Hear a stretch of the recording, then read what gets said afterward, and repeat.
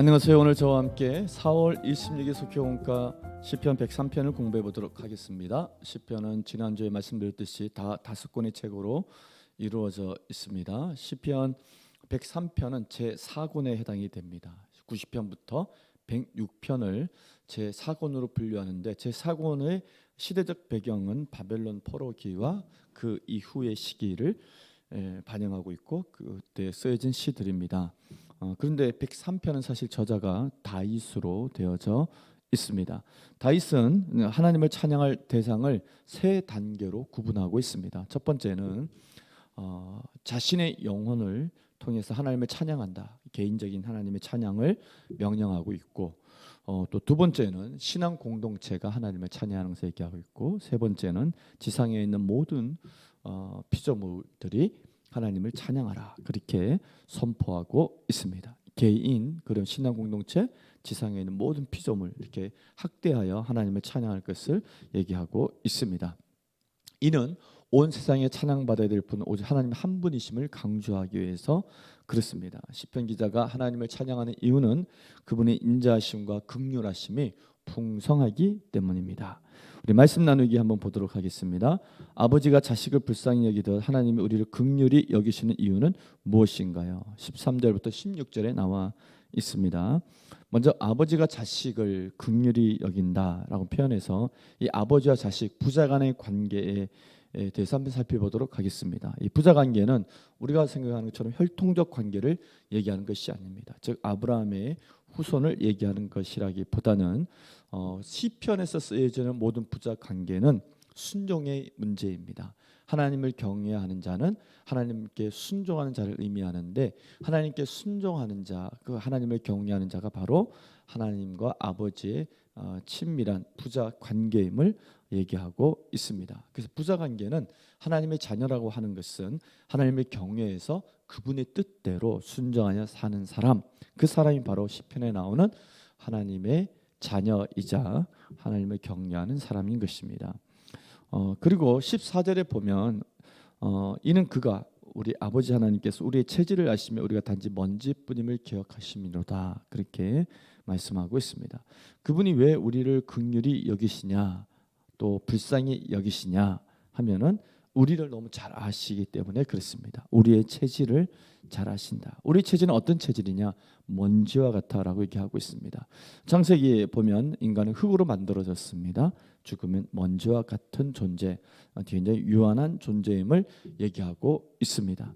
자, 인간이 땅의 티끌로 만들어졌다는 사실을 언급하고 있는 창세기 말씀을 배경으로 보면 인간은 부서지기 쉬운 존재이고 연약한 존재입니다. 그렇기 때문에 이것이 하나님으로부터 긍휼을 얻을 수 있는 이유가 되는 것입니다. 인간은 먼지에 지나지 않는 존재이고 먼지로 만들었다는 것은 부서지기 쉽고 연약한 존재인 것을 얘기하는 것입니다. 따라서 오직 하나님의 자비로서만 진정한 인간다움을 유지할 수 있는 것이 바로 우리 인간입니다.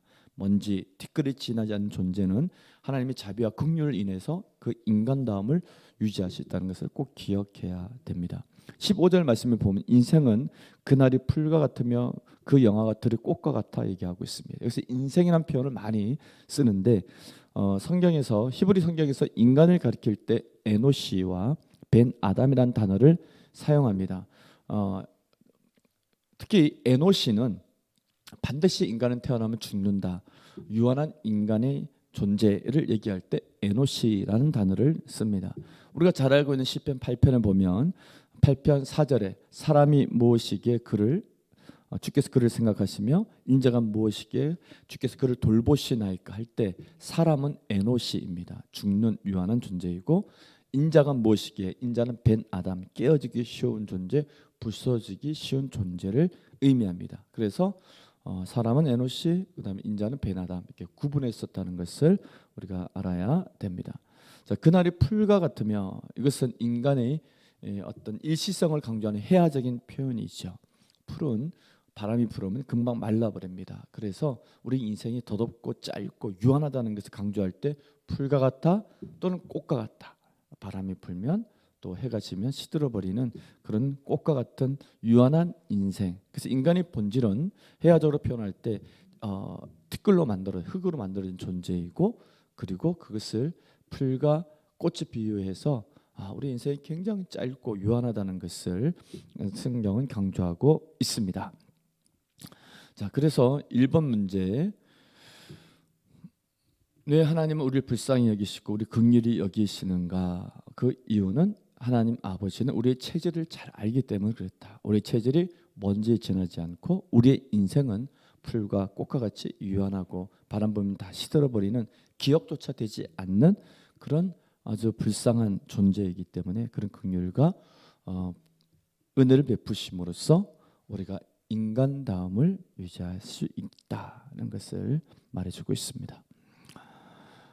특히 15절 말씀에 16절 말씀에 보면 바람이 지나가면 없어지나니 그 있던 자리도 다시 알지 못한다.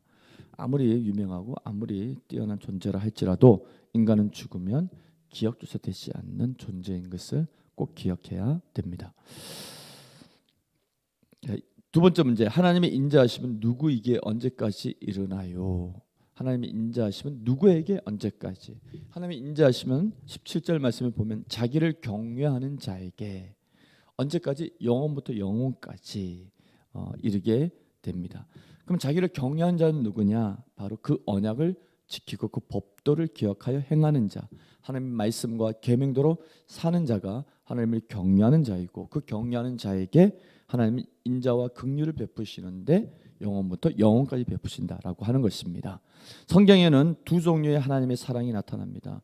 하나는 일반적인 차원의 사랑, 그것은 마치 해를 악인과 선인에게 비춰주듯이 의로운 자와 불의한 자 모두에게 베풀어 주시는 일반적인 차원의 사랑이 있습니다. 그런데 또 다른 사랑이 있습니다. 그것은 하나님을 알고 하나님을 경외하는 자들에게 베푸시는 아주 각별한 아버지 하나님의 사랑이죠. 그 사랑을 시편에서 지금 103편 얘기하고 있고 인자가 바로 그 사랑을 받는다는 것을 얘기해주고 있습니다. 이 사랑, 특별한 사랑을 받는 하나님의 자녀와의 관계 속에서 받는 그 사랑은 자자손손에 미치는 사랑이고 영성을 베푸시는 사랑입니다. 그래서 인자란 말, 헤세드라고 하는 그런 언약적 용어로 사용되고 있는 것을 보게 됩니다. 그래서 신실하신 하나님의 사랑, 변치 않는 하나님의 사랑을 강조하고 있습니다. 자, 그래서 이번 문제의 답은 하나님을 경외하는 자에게 인자와 긍휼을 베푸시고 영원부터 영원까지 베푸시는데 하나님을 경외하는 자는 그의 언약과 법도를 잘 지켜 행하는 사람이다. 자, 4번 말씀 다시 읽고 마치도록 하겠습니다. 때로 우리는 자신이 얼마나 무력한 존재이며 인생이 얼마나 덧없는지를 깨닫습니다. 그러나 이 같은 한계 속에서 하나님의 긍휼하심과 인자하심이 얼마나 크고 깊은지 발견하게 됩니다.